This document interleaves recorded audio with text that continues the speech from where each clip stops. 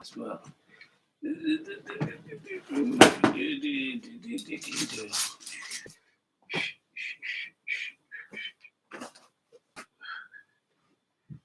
As you get back, I told you, boys, be like, what? What's up? How everybody doing? How you doing? Put something on there. What's something? Be all right. You watching? Watch something. Yeah, we can ready to go through this real quick, and I'm going to read to you things that I came to do, and it goes similar to this, and a 1, and 2, and a 3. For years, the Holy Tabernacle Ministries, formerly known as the Nuwabian Islamic Hebrews and Solo community, has been saturating the public with undisputable facts about science, and the origin of creation of the universe. Facts about the prehistoric man, facts about animals and how they roam and became tribes and families, about the reconstruction, the procreation of the planet Earth, facts about the original tablets, which reveal stories of the agreeable and disagreeable Elohim and the many times they visit the planet, the oncoming destruction of the planet, whose God is and who God is not, ceremonies from children's birth to the funeral, etc. As a result of revealing these facts, which Dr. Malachi Chiziok referred to as kindergarten knowledge, I then embarked upon a series of pamphlets, or he then embarked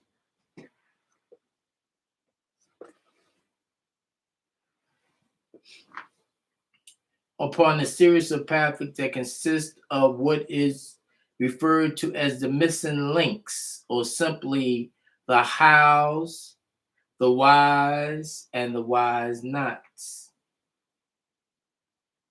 Now I'm bringing you the facts and guidelines for a better way of living. This scroll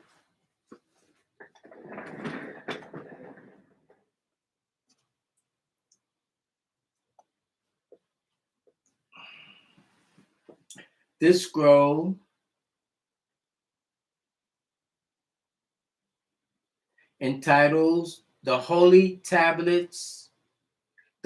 Tabernacle's Guide to Better Living, is a guideline for more wholesome living according to Nawabu. There have been books published before with guidelines and regulations of self-purification, health, raising children, discipline, organization, etc. But those books are just someone's opinion, and they do not contain the facts. You often heard the phrase cleanliness is next to godliness. However, in the Western world, real cleanliness is overlooked. And ask a Christian, a Jew, or a Muslim to show you in their scriptures, the Old Testament, the New Testament, or Quran, where their laws are on cleanliness. The laws pertaining to hygiene, the laws on raising the children, etc. Not their traditions such as Hadith or Talmud, but in their actual revealed scriptures, where their God tells them how to wash or what soap to use, etc. The Bible contains the foundation for cleanliness, but the intricacies, such as what to do when you bathe, what to use, etc., are not in the scriptures. A Muslim might tell you that wudu, or wudu, which means ablution, is mentioned in Quran, the 5th surah, the 6th ayat, the 5th chapter, the 6th verse. However, this verse does not give you the exact process of purification, how to wash, etc. The Muslims' methods of purification,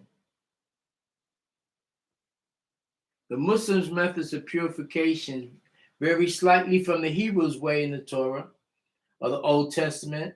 These methods are found in the articles of the Mishnah entitled Yadam, which is their hadith.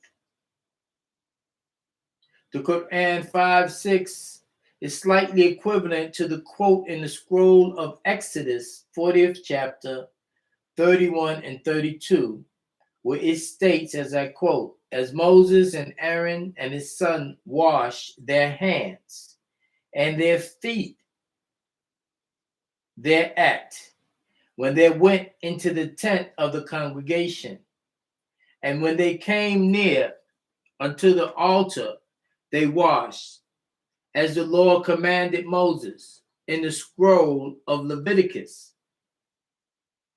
There are no laws pertaining to the intricacies of hygiene for women, men, or children. There are, however, laws pertaining to foods that should not be eaten. You Nubians and Americas are confused as to what is proper and correct. I, or he, Dr. Malachi York, the reformer of this day and time, have come to give you right knowledge and clear up confusion as you refer to Thought Nubian tape, relaxing with the Etherians.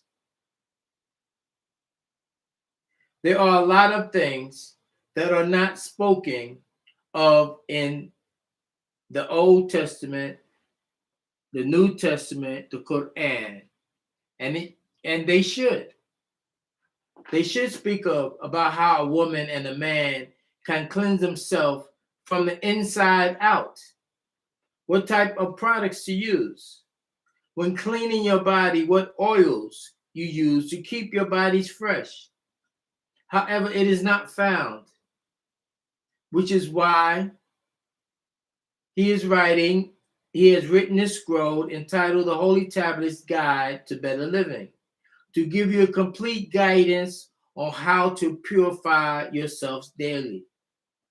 This is not a racial statement. However, if you go back and check the medieval times, many of your plagues of Europe were due to filth. For example, 1348 AD, the bubonic plague, which means the Black Death, struck Europeans' population, which has been growing steadily since 1000 AD, was decimated and did not again reach the level attained to 1348 AD after 1500 AD bubonic plague. It is an acute infection in humans and various species of rodents caused by Yersinia pestis, formerly called Pasteurella pestis, which is a bacterium transmitted by fleas that have fed on infected rodents. The Caucasians, in the so-called great periods of American and European history, were notoriously filthy. They did not believe in hygiene of any kind. They rarely bathed. They lived with humans.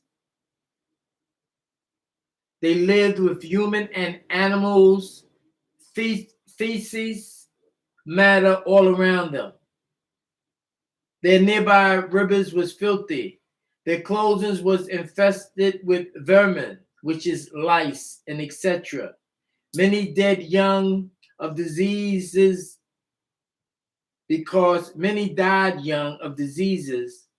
because of this, or the spread of their filth and disease to other native peoples like the Native Americans, who the Caucasians considered primitive. They intentionally spread smallpox to kill Native Americans.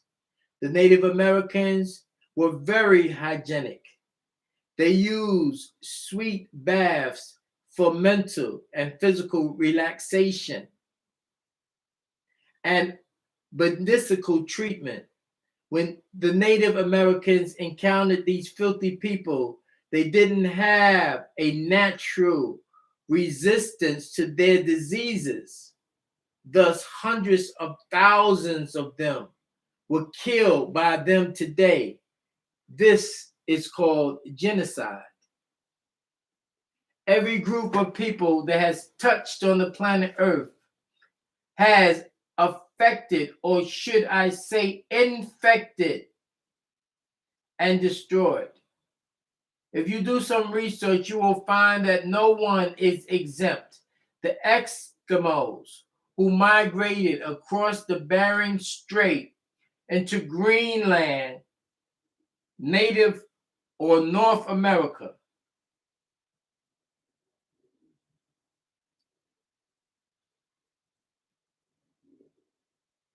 around the Bering Strait, they also scattered into many lands.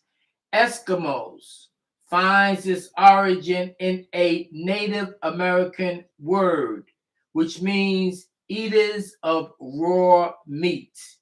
Many of them prefer to be called Inuit, which means the people or the real people.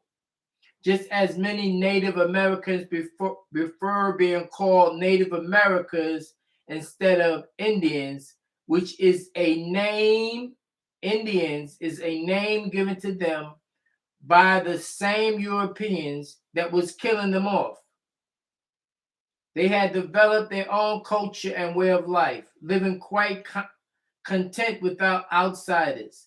As the story goes, they were in Greenland, Alaska, etc., minding their business, when one day these savage beasts discovered their wealth. Needless to say, the European brought diseases to which the Inuits had no immunity.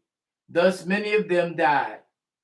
You can find the same story in every culture of how this diseased man, who looked like something they never seen before, came into their land and lives and destroys it. Look at the history of the Aboriginals, the Africans, the Hondurans, and other peoples you can think of. Just do your homework. As previously mentioned, the scriptures contain the foundation of cleanliness. The ancients passed it on to you, information by way of their example. The ancient Hamites reached a high degree of perfection when involving their personal hygiene and cleanliness. They were very particular about washing and had bathrooms, bathtubs, commodes in their homes. They used body ointments, skin creams, skin conditioners, deodorant, fresh liners. Kemet used baths for all illnesses, which they greatly value for their curative effects, and were careful about taking purgatives. They treated skin diseases with a soapy material made of animal and vegetable oils, of alkaline salts. They sat in a shallow kind of shower bath, which attendants poured kingdayah, water over them. They also cleansed themselves in the Nile River, as was the case when Kingdayah, the daughter of Pharaoh Seti I, was bathing at the river's edge when she found a basket containing the baby Moses, son of Amram and Jochebed. And that's Exodus 2nd chapter, 5th verse. Yahuwah, as a sign of purification, instructed Moses to tell the people to wash their clothes, to prepare the word of Yahuwah. Exodus 19:10.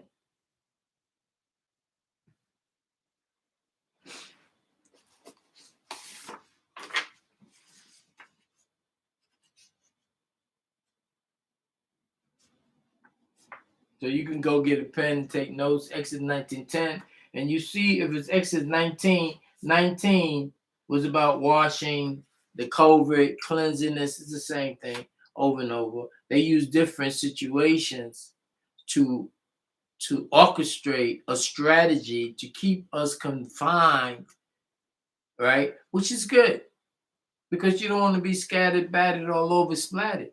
So, but now that you're learning your own way, you're learning what you need to do, then you can see. Actually, you can see the screen right there. Let's see. Yeah. Get a little bit. There you go. Okay. So yeah. So anyway, I got some pictures of the Pharaoh, and this is the daughter we was just talking about right now, right? So we ain't gonna work with that right now because you ain't gonna be able to see it. They cannot see it. You know, it's true. It's true. I'm filming too right now. Okay. Okay. It's like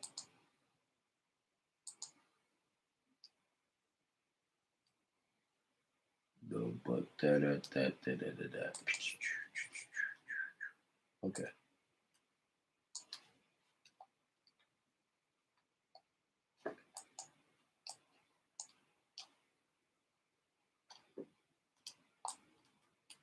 There you get like that. Wow, there you go. Okay. That's good. Maybe acting crazy sometimes. It's fine. Okay. So it says, let's just go up a little bit, little pace up. Conditioners, deodorants, and fresh linens. Chemists, which they call Egyptians, use baths for all illnesses, which they greatly value for their curative effects, and were careful about taking purgatives. They treated skin diseases with a soapy material made of animal and vegetable oils and alkaline skin. They sat in a shallow kind of shower bath while attendants poured water over them. They also cleansed themselves in the Nile River, as was the case when Bathia, the daughter of Pharaoh Seti I, was bathing at the river's edge. She found the basket containing the baby Moses, son of Amram and Jochebed. And that's in the book of Exodus, the 2nd chapter, the 5th verse. Yahuwah prepared to hear the word of Yahuwah. Exodus 19:10. Before approaching the tabernacle, the Israelite priests had to wash their hands and feet in a brass laver or a basin.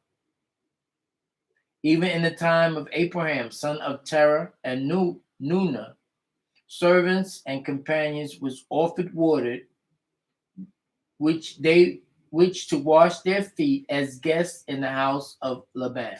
And that's Genesis 2:4, Genesis 24:32. So with this, as I give you the scriptures, as you hear the scriptures, you write the scriptures down. Then what happened is you write the scriptures down, you go check the scriptures, then you use your new script and you write the scriptures out. And you write this as far as washing, cleanliness.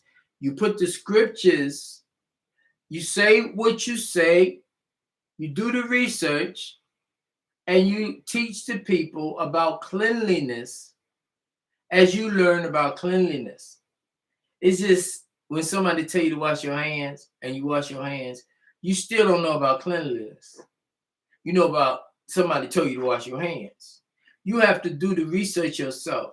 All this living like a slave, you have to be a boss. You have to be free. You have to, you can't think like a slave. You have to do the work. This is hard work. It's hard work to stay alive. See? Just like it's hard work to keep trapping you to be a slave. They're trapping you to be a slave every day. Every day you wake up free and then you go to work.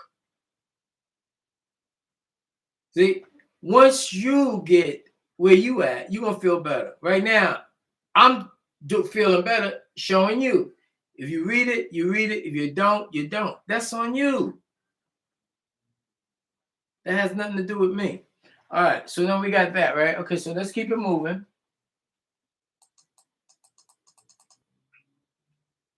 This is the Holy Tabernacles Guide for Better Living, Purity and Neatness, and Maintenance of Health. Okay, as I begin Christ Money Ministry, as I begin my ministry, because I can't begin their ministry, that's their ministry. But see, I can use that as a cornerstone, as a seed, right? And splice and teach the people to come back home. Outreach ministry.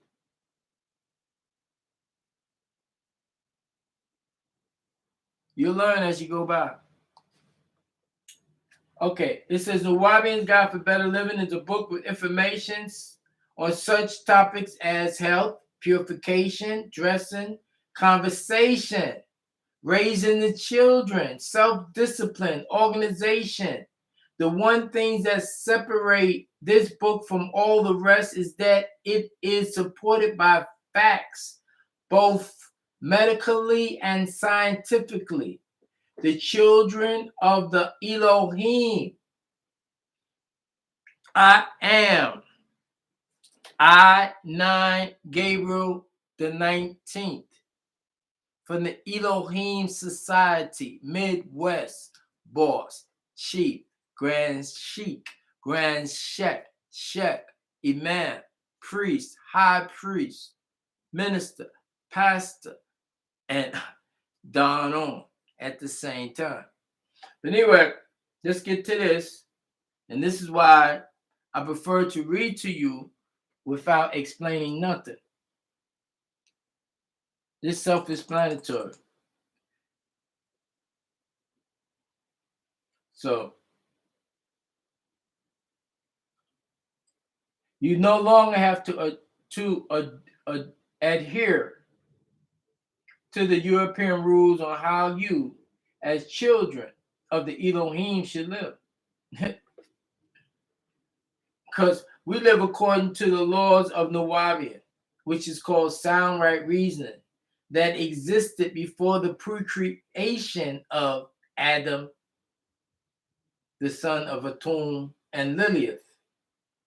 So you had Adam, the son of Ketum, his father, Atum, and Lilith with his mother.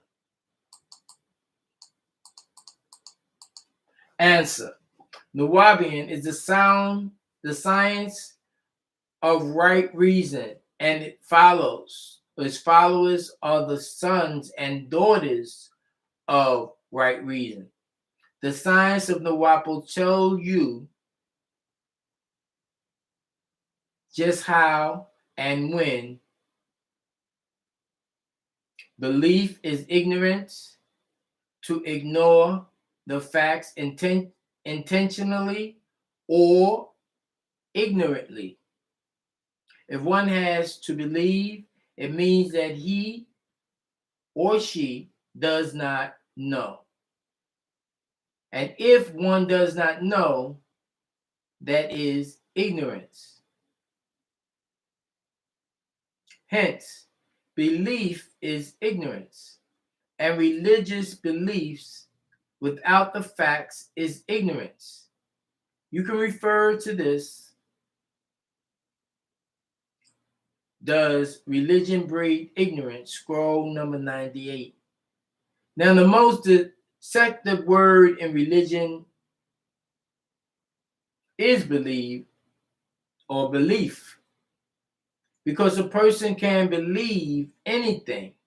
And this means that a person can believe and be 100% wrong. But knowledge is knowing, and knowledge is correct information. And you can refer to what is Nuabu, scroll number 42. To know gives one's confidence, but belief infers doubt. Knowledge is always logical and reasons out. Nuwabu is right knowledge, right wisdom, and right understanding. It is the best knowledge, wisdom, and understanding, and the equalizer anywhere, at any time. It will be disclosed when the minds of all Nuwabians, 9 Ether, woolly-haired people, with the ability to identify themselves, have been qualified by accepting and diligently studying the scrolls. The scrolls are not the science Nuwabu itself, but it is the delinquent reading and delinquent study and profound understanding. No, I got it wrong. Let me get that right. The scrolls are not the science Nuwabu itself, but it is the diligent reading and diligent study and profound understanding of these scrolls that will open the mind, tear down barriers, and qualify the mind for the universal science called Nuwabu, facts beyond any doubt. As the gate of mental confinement opens, ignorance will flee, and right knowledge, wisdom, and understanding, overstanding, will become the keeper of your minds. Right knowledge, wisdom, and overstanding are Nuwabu. And Nuwabu is the spiritual science of all woolly-haired people throughout the universes, as the sons and daughters of sound right reason. An affirmation, which is something that affirms another's existence. It says, which give birth to a feeling that awakens the awakeness and your whole being when said daily. The following is our affirmation, which is to be memorized and repeated as a sacred scroll by every child of the Elohim 3 times a day, upon rising from rest, midday, and before going to rest.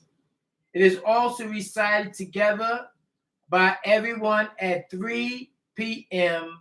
every Sunday afternoon to themselves or in a regular tone of voice. Okay, so this is the new learning, the new teaching, because we're all learning this together. So we're doing this together. I did not cheat the gun, relax, jump the gun. We're doing it together. So let's go. All right, I'm going to take you through this. You want to go? Let's go. If you don't want to go, you won't know. So if you like this doctrine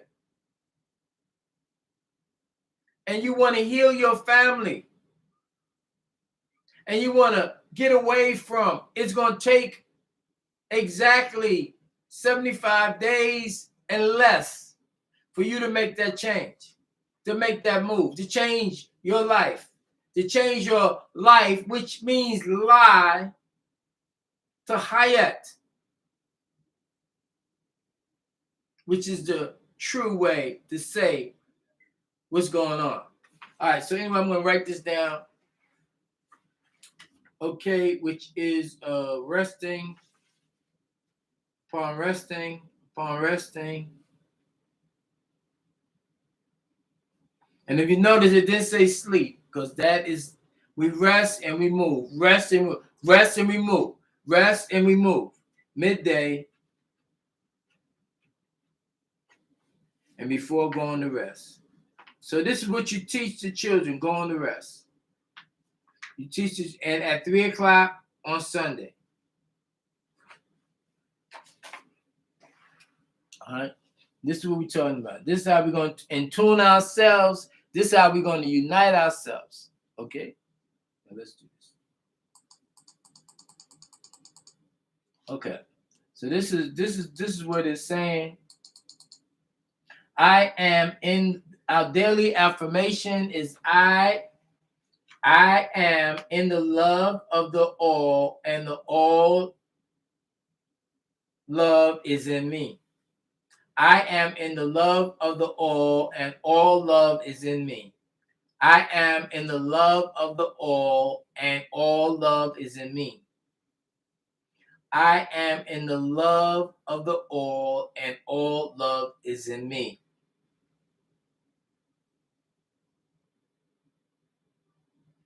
Okay. So this is the point. This is the point right here. Okay. What happens is people will take the doctrine and change the doctrine. And this is what I do not want to do. I do not want to change the doctrine. I want to learn the doctrine and grow with the doctrine. So what I want you to do, I want you to put, I do not want to change the doctrine. I do not want to say the doctrine is not real because it has not matured over a period of time. I must accept the doctrine. I must work the doctrine. This is why I'm doing the affirmation. So it says, I am in the love of the all, and all love is in me. I am a part of the all, and the all is a part of me. I am one with the all, and the all is one with me. I can succeed as a part of the all and fail as an individual. I can be all that I wish in the all, as long as my wish is to stay in the all. Now here we go. All right, this is a beautiful thing. So it's not keeping you out of the loop, because you're coming in, you're purifying yourself, you're learning how to be respectable, royal, decent, and a different frequency, a royal level, a high priesthood, overseers of the planet. That's the first step, to teach, uplift humanity. They say other people say uplift humanity. From my experience, it's basically, it's uplift humanity, but it's in a specific way of returning the natural order to life. Okay, so now, I am never alone. The all is I am, I can. The all can, I can. The all does, I do. And it's 19 affirmations. Affirmations.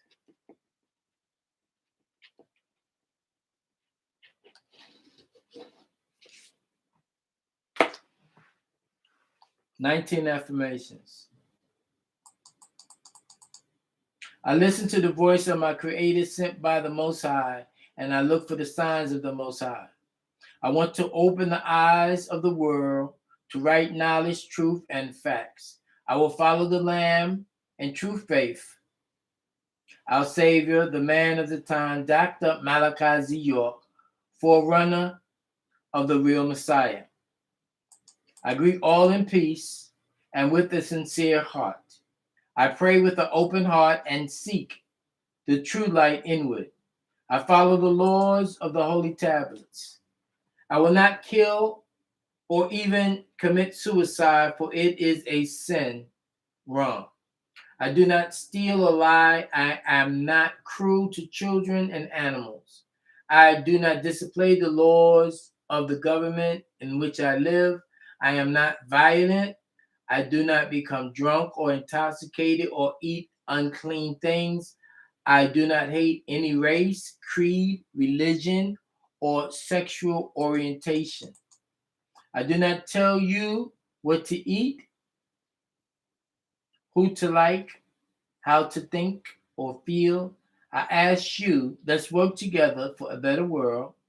Let's correct our wrongs. Let's apologize to those we hurt because of religion. Let's work together to build a better place for our children.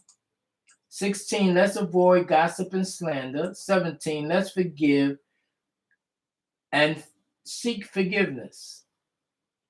18, let's enjoy life. Life's short. Let's respect the laws of nature and the source of all, the all.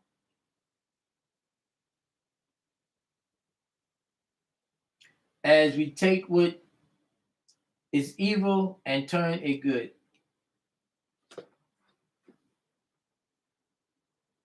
With that in mind, we also have 9-dimensional program in which all children of the Elohim should memorize and take to heart daily.